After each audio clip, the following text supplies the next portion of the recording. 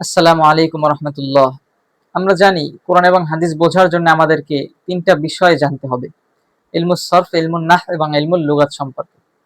এ কারণেই প্রতি সপ্তাহে ইনশাআল্লাহ তিনটা ক্লাস হবে, একটা ইলমুস সরফ এবং একটা ইলমুন নাহব এবং আরেকটা ইলমুল লুগাত সম্পর্কে। কালকে যেহেতু ইলমুস সরফ সম্পর্কে ক্লাস হয়েছে, সুতরাং আজ ইলমুন নাহব সম্পর্কে আমরা জানব। নাহুর ক্ষেত্রে আমরা এই কিতাবটার মুখাপেক্ষী হব। এই কিতাবটা থেকে আমরা নাহু শিখব। কিতাবটার নাম আন-নাহউল মুয়াসসার, এর লেখক নসিম আরাফাত হাফিজাহুল্লাহ।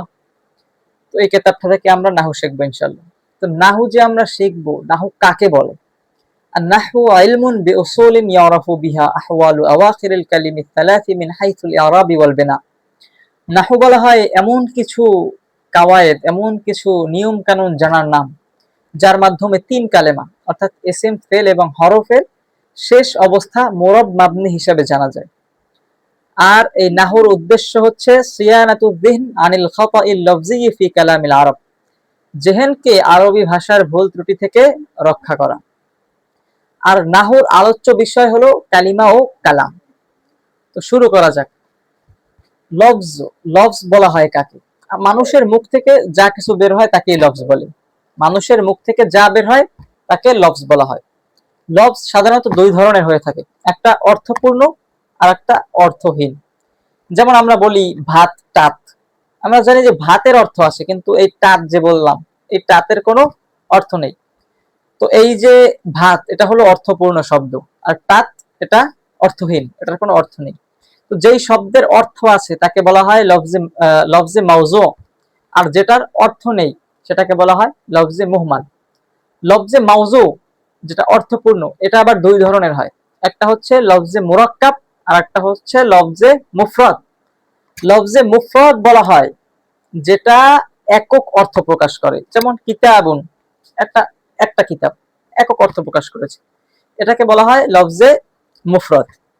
এই লফজে মুফরাদটাকে আবার কালিমাও বলা হয়, লফজে মুফরাদকে কালিমাও বলা হয়।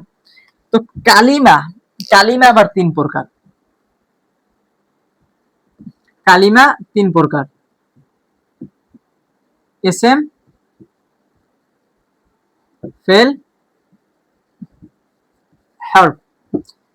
কালিমা তিন প্রকার: এসএম, ফেল, হরফ। এসএম, ফেল, হরফ। কালিমা তিন প্রকার: এসএম, ফেল, হরফ। এসএম কাকে বলে?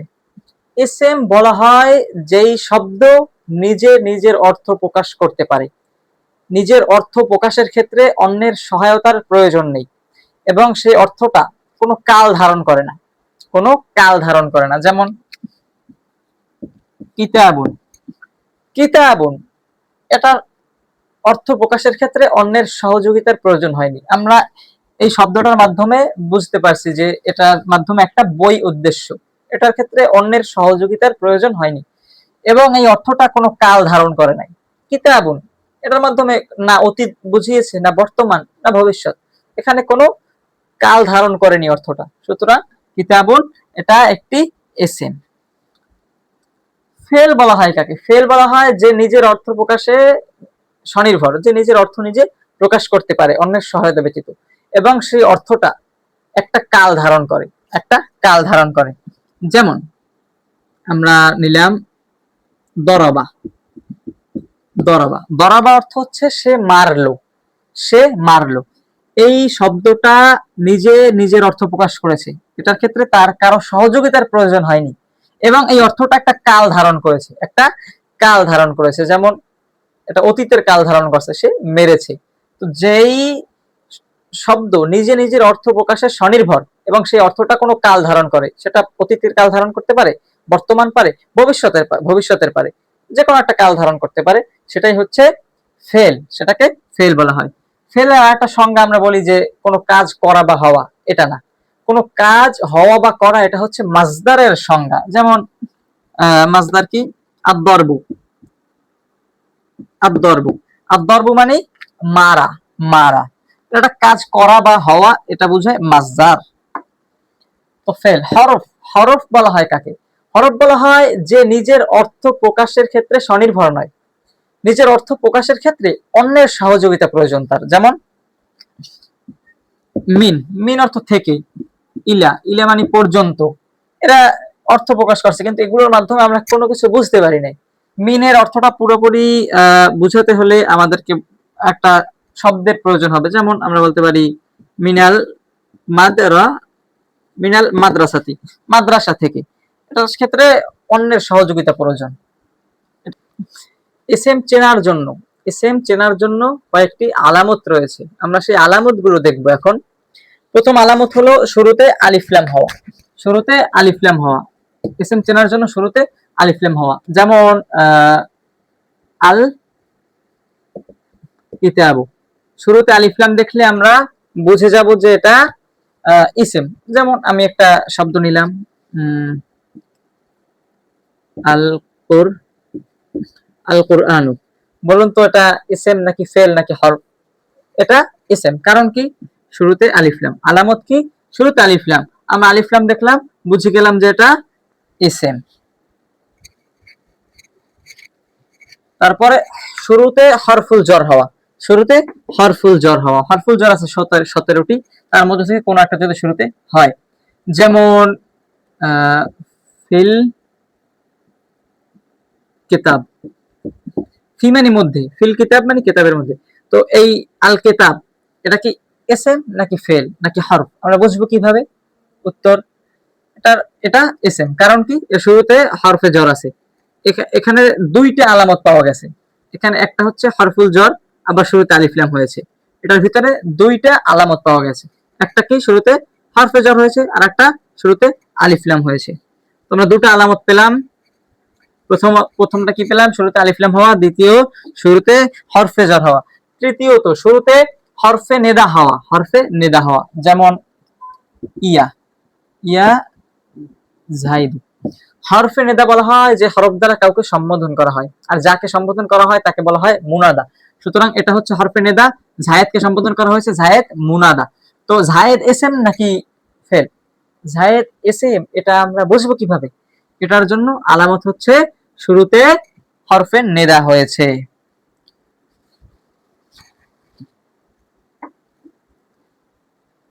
এরপরে 4 নাম্বার, তিনটা শিখলাম, শুরুতে আলিফ লাম হওয়া, শুরুতে হরফে জর হওয়া, শুরুতে হরফে নেদা হওয়া। 4 নাম্বার হচ্ছে শেষে তানবিন হওয়া, শেষে তানবিন হওয়া, যেমন জাইদুন, জাইদুন, এটা এসএম নাকি ফেল? এটা যদি এসএম হয় তাহলে আলামত কি? আলামত হচ্ছে শেষে তানবিন হয়েছে, সুতরাং এটাও এসএম। এরপরে হচ্ছে শেষে গোলতা হওয়া, শেষে গোলতা হওয়া, যেমন মাদারা সাতুন, মাদ্রাসাতুন, এটা এসএম নাকি ফেল? এটা এসএম হলে এর ভিতরে আলামত কি? এর ভিতরে আলামত আছে দুইটা, একটা হচ্ছে শেষে এই গোলটা হয়েছে, আর একটা হচ্ছে শেষে তানবিন হয়েছে, এটার ভিতরে দুইটা পাওয়া গিয়েছে, আমরা পেলাম তারপরে মুসনাদ ইলাই হওয়া, মুসনাদ ইলাই কাকে বলা হয়? যার সম্পর্কে হুকুম লাগানো হয় তাকে মুসনাদ ইলাই বলা হয়, যেমন যাহাবা, যাহাবা রাশিদুন, যাহাবা রাশিদুন, রাশেদ গিয়েছে। এখানে হুকুমটা কার বিষয়? জায়েদের বিষয়, জায়েদ গিয়েছে, জায়েদের বিষয়ে হুকুম লাগানো হয়েছে। তো রাশেদের বিষয়ে হুকুম লাগানো হয়েছে, রাশেদ, রাশেদ গিয়েছে, রাশেদের ব্যাপারে হুকুম লাগানো হয়েছে। তো রাশেদ এখানে মুসনাদ ইলাই, আর ফেল মুসনাদ। তো মুসনাদ ইলাই হওয়া এটাও একটা এসএম এর আলামত। তারপর হচ্ছে মুদাফ হওয়া, মুদাফ হওয়া, যেমন ওয়ালাদু রাশিদিন, ওয়ালাদু রাশিদিন, এখানে ওয়ালাদু কি এসএম নাকি ফেল? এটা এসএম হলে আলামত কি? আলামত হচ্ছে এটা মুজাফ হয়েছে, আর রাশিদিন এটাও একটা এসএম, এটার ভিতরে আলামত কি? শেষে তানভিন হয়েছে, পেলাম আমরা। এরপর হচ্ছে মুসাগগার হওয়া, মুসাগগার কাকে বলা হয়? এটা হচ্ছে তাসগীর আর কি, কোন বস্তুকে ছোট বোঝানোর জন্য মুসাগগার করা হয়, এটা একটা ওজন আছে, যেমন কুতাইবুন, কুতাইবুন, এই ওজন, এই ওজনের দ্বারা ছোট বোঝানো হয়, যেমন কিতাবুন, কিতাবুন থেকে তাসগীর করা হয়েছে, মানে কুতাইবুন অর্থ ছোট একটা কিতাব। হযরত আনাস রাদিয়াল্লাহু তাআলা আনহু তাকে যখন তার মা রাসূলুল্লাহ সাল্লাল্লাহু আলাইহি ওয়াসাল্লামের কাছে দিয়েছিলেন, তখন বলেছিলেন হাযা গুলাইমুক, এটা আপনার ছোট গোলাম। তো এটা হচ্ছে তাসগীরের ওজন, কোনো কিছুকে ছোট বোঝানোর জন্য, কখনো কখনো তুচ্ছ বোঝানোর জন্য ব্যবহৃত হয়। এই ওজনে দেয়া হয়, এটাকে বলা হয় তাসগীর। এই রকমের ওজনে পেলেও সেটাও ইসম, তাসগীর হলে। এরপরে মানসুব। মানসুব বলা হয় কোন এলাকার অধিবাসী বোঝানোর জন্য শেষে কাসরা দিয়ে একটি ইয়ায় তাসদিদ দিয়ে দেওয়া হয়, অর্থাৎ এটার মাধ্যমে বোঝা যায় সেই এলাকার অধিবাসী। যেমন আরব, আরব মানে আরব, তো একজন লোক সে আরবের অধিবাসী, তাহলে তার ক্ষেত্রে আমরা দেব আরাবি, আরাবিয়ুন, অর্থাৎ সে আরবি। যদি বুঝাতে চাই বাংলাদেশি, আমরা বলি কিন্তু বাংলাদেশি লোক, এখানে বাংলাদেশি ইউন এইরকমের ছিল, বাংলাদেশি। মিশরি লোক, মিশরি, মিশরি। আরবিয়ুন, এটাকে আমরা বলি আরবি। এরকম আমরা বাংলায়ও ব্যবহার করি। তো এটাকে বলা হয় মানসুব। এই ধরনের শব্দ দেখলে আমরা বুঝে যাব এটাও ইসম, ইসমের আলামত। তারপর হচ্ছে তাসনিয়া হওয়া। তাসনিয়া হওয়া এটাও একটা ইসমের আলামত। যেমন কলা মানে, কলামানি, এটা দুইটি কলম, তাসনিয়া, তাসনিয়া, তাসনিয়া হওয়া একটা ইসমের আলামত। তারপরে জমা হওয়া, জমা হওয়া এটাও একটা ইসমের আলামত। যেমন কুতুবুন, কুতুবুন কিতাবের জমা, কুতুবুন এটাও ইসমের আলামত, জমা হওয়া। তারপরে মাউসুফ হওয়া, যার গুণ বোঝানো হয় তাকে মাউসুফ বলা হয়। মাউসুফ হওয়া এটাও একটা ইসমের আলামত। যেমন রজুলুন শরীফুন, রজুলুন শরীফুন। এই রজুলুন, রজুলুনটা কি মাউসুফ, এ কারণে এটা ইসম। এটার ভিতরে আরো একটা আলামত তানবিন হয়েছে, শরীফুনের ভিতরেও তানবিন হয়েছে, দুটোই ইসম। ইসমের আলামত আমরা শিখলাম। এখন হচ্ছে ফেল। ফেলের পরিচয় আমরা জেনেছি যে কালিমা নিজে নিজের অর্থ প্রকাশে স্বনির্ভর, নিজে নিজের অর্থ প্রকাশ করতে পারে, এক্ষেত্রে তার অন্যের সহযোগিতার প্রয়োজন হয় না, এবং সেই অর্থটা একটা কাল ধারণ করে, সেই অর্থটা একটা কাল ধারণ করে, তাকে বলা হয় ফেল। তো ফেলেরও কিছু আলামত রয়েছে। এক নম্বর আলামত হচ্ছে শুরুতে কদ হওয়া, শুরুতে কদ হওয়া। যেমন কদ নাসারা, নাসারা এটা কি ইসম নাকি ফেল? এটা কি ইসম নাকি ফেল বুঝবো কিভাবে? শুরুতে একটা কদ রয়েছে, কদ কিসের আলামত? ফেলের আলামত। সুতরাং আমরা বুঝে গেলাম নাসারা এটা ফেল। এরপরে হচ্ছে শুরুতে সিন হওয়া, যেমন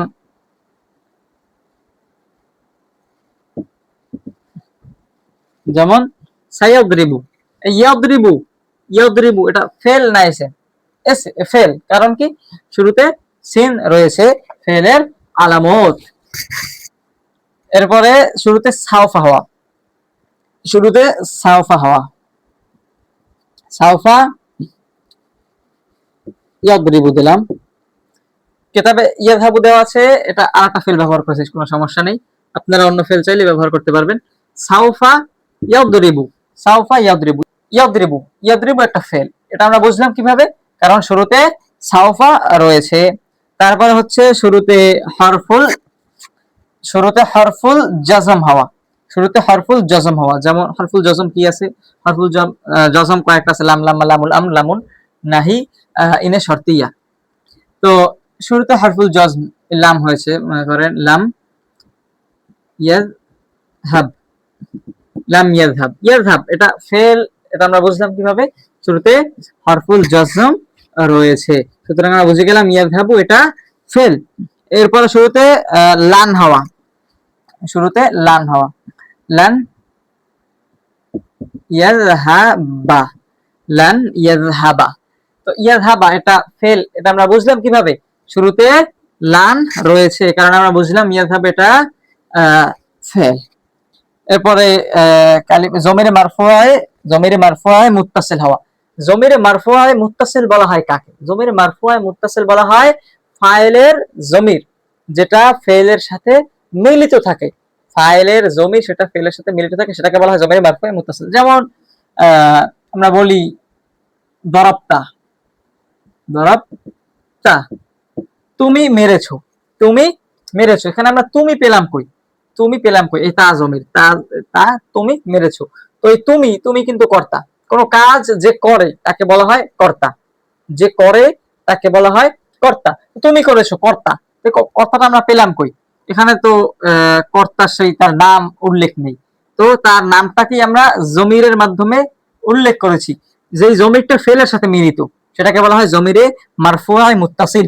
ফাইল যেহেতু রফা হয়, তো এই কারণে মারফুয়ের জমির, তো এটাও ফেলের আলামত, এই জমিরে মারফুআ মুত্তাসিল হয়েছে, বুঝলাম আমরা। তারপর শেষে তাউস সাকিনা হওয়া, তাউস সাকিনা, সেটা কি, যেমন দরাবাত, দরাবাত, নাসারাত, এই শেষে তায় সাকিনা হয়েছে, এটাও একটা ফেলের আলামত। এরপরে নুনুন নিসওয়া হওয়া, নুনুন নিসওয়া, যেমন দরবনা, দরবনা, ইয়াদরিবনা, ইয়াদরিবনা, এই যে নুনটা, এই নুনটা এটা হলো মুয়ান্নাসের নুন, এটা মুয়ান্নাসের নুন, এই নুনটা থাকলেও বোঝা যাবে যে এটা ফেল, এটা ফেল। তারপরে আমর, আমর হওয়া, নাহি হওয়া, এই দুইটা আমর, যেমন ইদরিব, তুমি মারো, এই আমর হওয়া, আমর হওয়া এটা একটা ফেলের আলামত। নাহি, লা তাদরিব, লা তাদরিব, এটা একটা ফেলের আলামত। এছাড়াও এই কিতাবের আলামত শেষ, আরো দুইটা আলামত আছে, যে মাজি এবং মুজারের গর্দান হওয়া, এটাও ফেলের আলামত। এখন হচ্ছে হরফ, হরফটাকে বলে, হরফ বলা হয় যে নিজের অর্থ নিজে প্রকাশ করতে পারে না, নিজে নিজের অর্থ প্রকাশের ক্ষেত্রে অন্যের সহযোগিতা প্রয়োজন, অন্যের সহযোগিতা প্রয়োজন নিজের অর্থটাকে পরিপূর্ণভাবে বোঝানোর জন্য, সেটাকে বলা হরফ। হরফের আলামত কি? হরফের আলামত হচ্ছে এসএম এবং ফেলের আলামত মুক্ত থাকা, অর্থাৎ কোনো কিছু, যেমন আমরা নিলাম ইলা, আমরা ইলা নিলাম, ইলা এটা যে হরফ বুঝলাম কিভাবে, এটার ভিতরে এই এসএম এবং ফেলের কোনো আলামত নেই, এসএম এবং ফেলের কোনো আলামত নেই, এ কারণে এটা হরফ। আজকে এতটুকুই থাকবে, পরবর্তী ক্লাসে এরপর থেকে পড়বো আমরা ইনশাআল্লাহ। আসসালামু আলাইকুম রহমতুল্লাহ।